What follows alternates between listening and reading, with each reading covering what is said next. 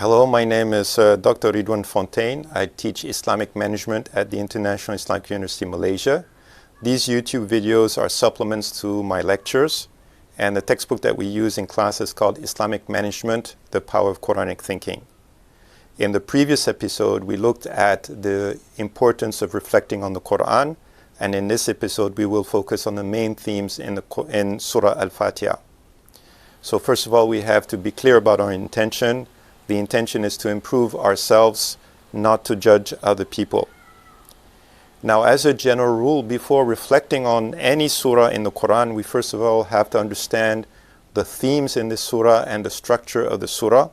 And in the case of Surah Al-Fatiha, there are many YouTube videos where you can get the information.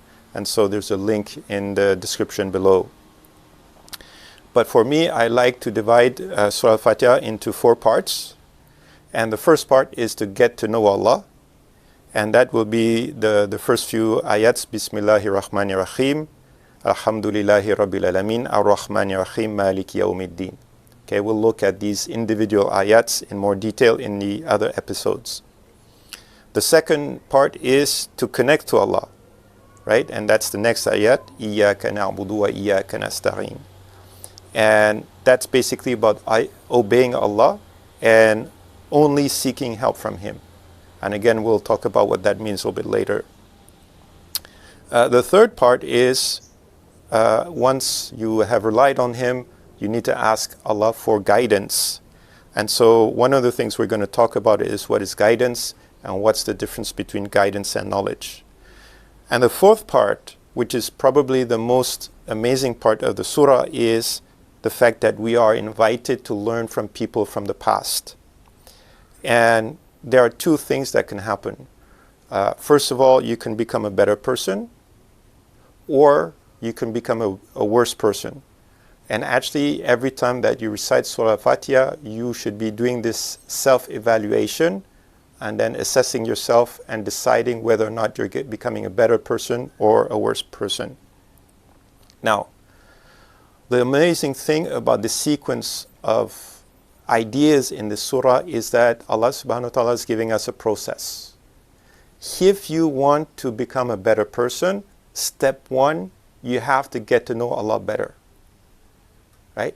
Step 2, you have to worship Allah better. In other words, you have to be better in terms of obeying Him and seeking help from Him.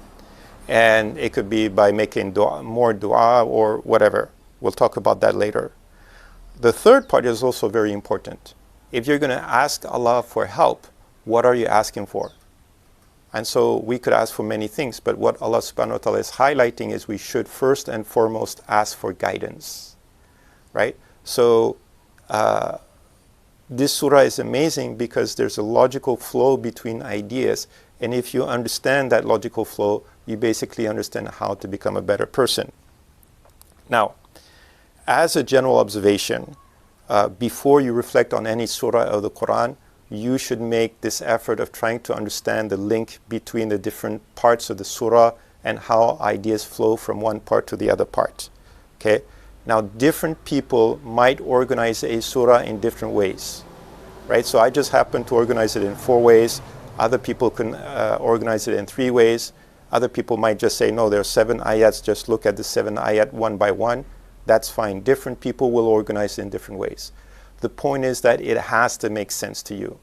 If it doesn't make sense to you, it's very difficult for you to benefit from a surah. Okay?